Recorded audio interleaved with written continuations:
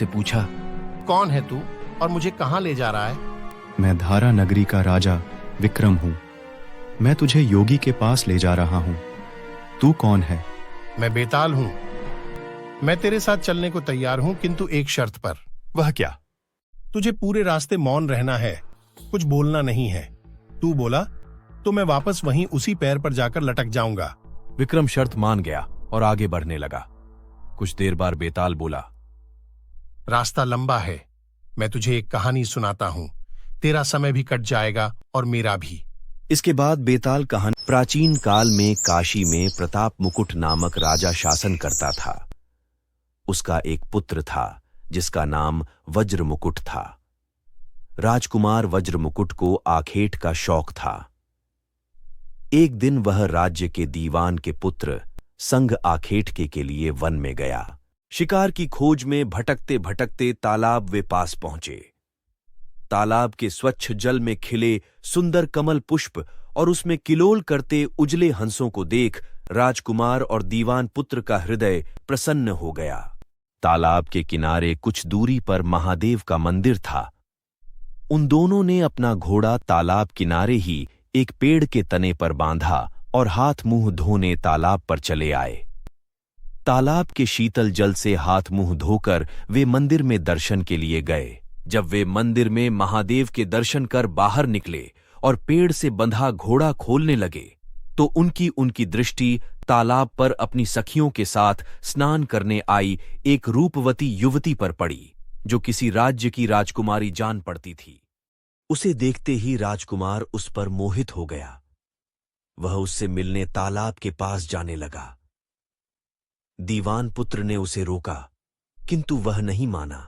उसके तालाब के निकट पहुंचने पर राजकुमारी की दृष्टि भी उस पर पड़ी और वह कुछ देर तक उसे देखती रही। उसके जूड़े में कमल का फूल लगा हुआ था। राजकुमार को देखकर उसने वह कमल का फूल निकाला, उसे कान से लगाया, फिर दांत से कुतरकर पैर के नीचे दबाया और उसके उपरांत छाती से लगा लिया। राजकुमार यह सब चकित होकर देख ही रहा था कि राजकुमारी उठी और अपनी सखियों को लेकर वहां से चली गई।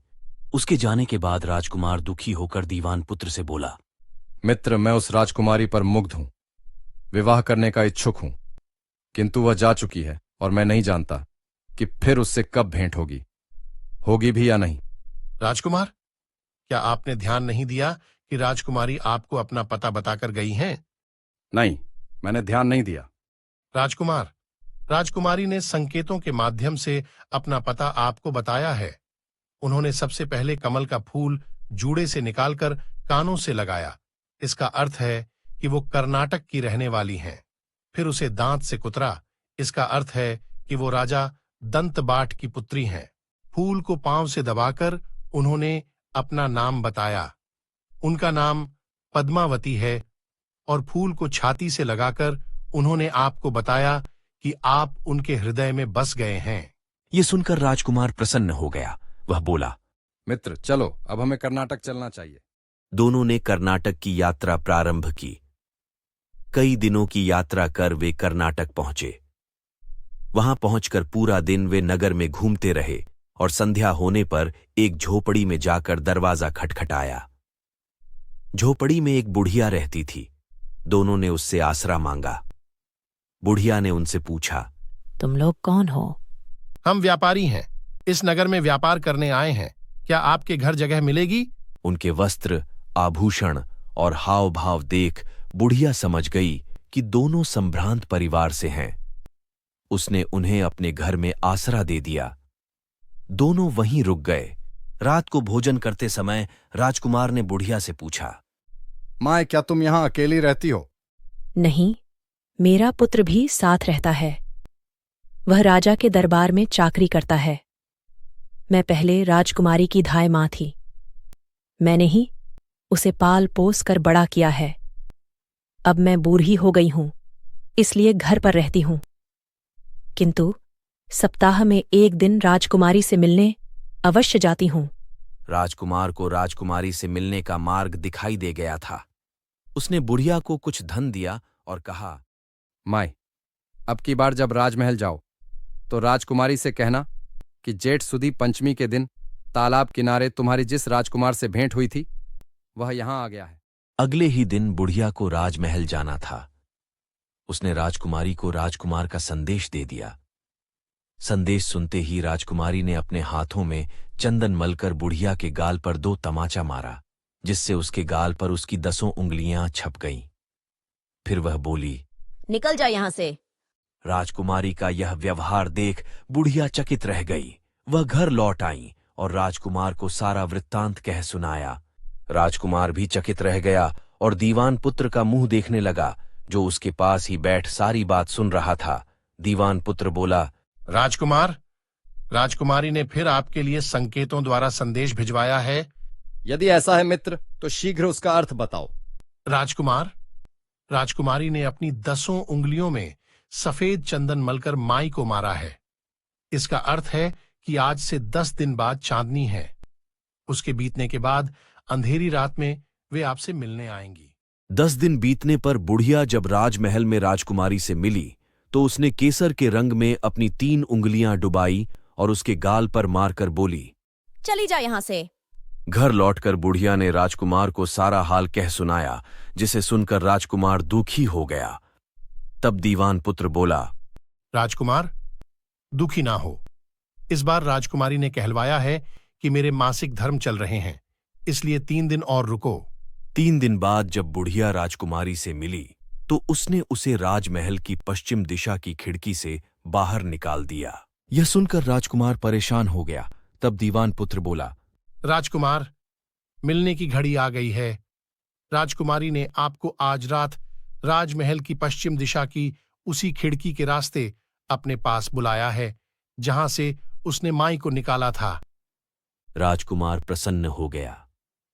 उस रात वह सुंदर वस्त्र धारण कर राजकुमारी की बताइए मार्ग से रात के 2 पहर बीतने के बाद राजमहल के अंदर गया।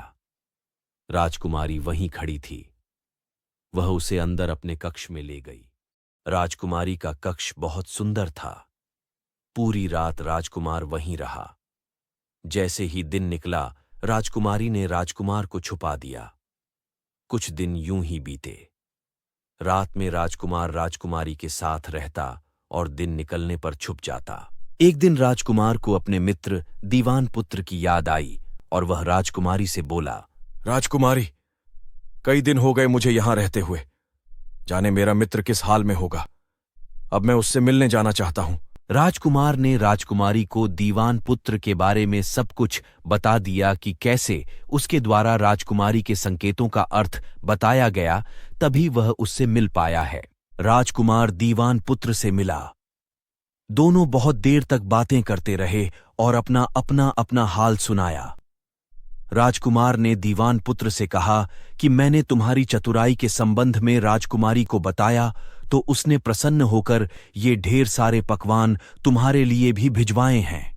यह सुनकर दीवान पुत्र कुछ देर तक सोचने लगा, फिर बोला, राजकुमार, आपने राजकुमारी को मेरे बारे में बताकर ठीक नहीं किया।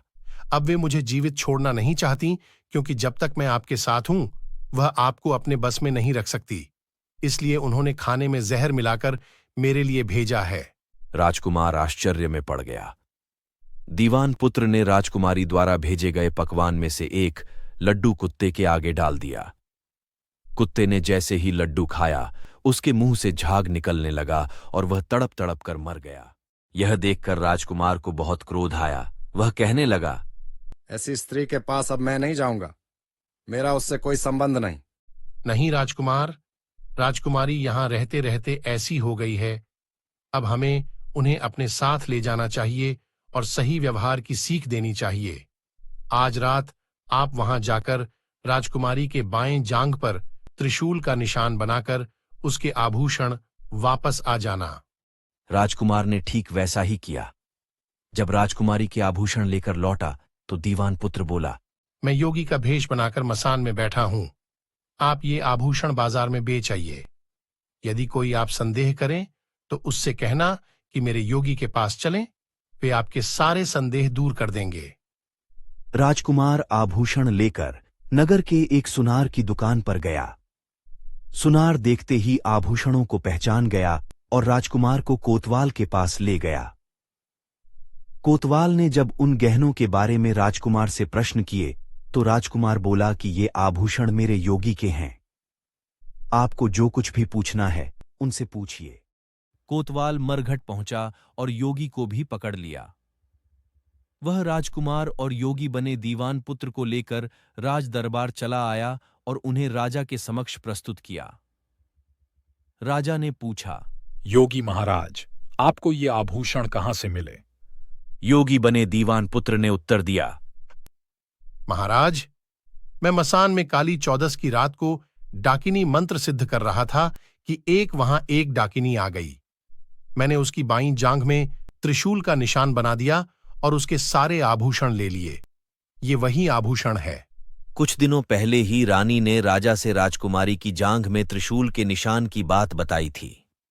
योगी बने दीवान पुत्र की बात सुनकर राजा तुरंत अपने कक्ष में पहुंचा और रानी से कहा, रानी, तुम राजकुमारी पद्मावती की जांघ में देखकर बताओ कि क्या सच में वहां त्रिशूल का निशान है। रानी ने राजकुमारी की जांघ देखकर इस बात की पुष्टि की। यह सुनकर राजा बहुत दुखी हुआ। वह वापस राज दरबार आया और योगी बने दीवान पुत्र से पूछा, योगी महाराज, खोटी स्त्रियों के लिए धर्मशास्त्र में क्या दंड है?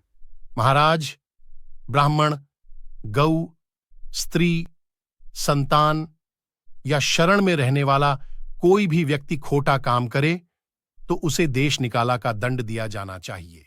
राजा ने यह बात मान ली।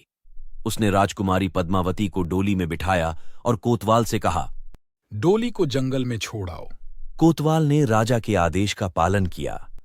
कोतवाल जंगल की ओर चल पड़ा। पीछे पीछे कहार डोली उठाकर चल रहे थे। वे राजकुमारी को जंगल में छोड़कर लौट गए। कुछ देर बाद राजकुमार और दीवान पुत्र राजकुमारी के पास गए और उसे लेकर अपने नगर में लौट आए। वहां वे सभी आनंद से रहने लगे। इतनी कहानी सुनाकर बेताल विक्रम से बोला, राजन, कहानी तो तुमने सुन ली। अब मेरे प्रश्न का उत्तर दो। यह बताओ कि पाप का भागी कौन बना? यदि उत्तर जानते हुए भी तूने उत्तर ना दिया तो तेरे सिर के टुकड़े टुकड़े हो जाएंगे। विक्रम विद्वान था, उसे उत्तर झांत था। मैं बोला, पाप कथा का भागी तो राजा ही बना। दीवान पुत्र अपने स्वामी का कार्य कर रहा था। कोतवाल राजा का अनुचर था। उसने उसकी आज्ञा का पालन किया। राजकुमारी के प्रेम में डूबे राजकुमार ने अपना मनोरथ सिद्ध किया। राजा ने बिना विचारे राजकुमारी को निकाल दिया, इसलिए पापी वही है। तू बोला और मैं चला।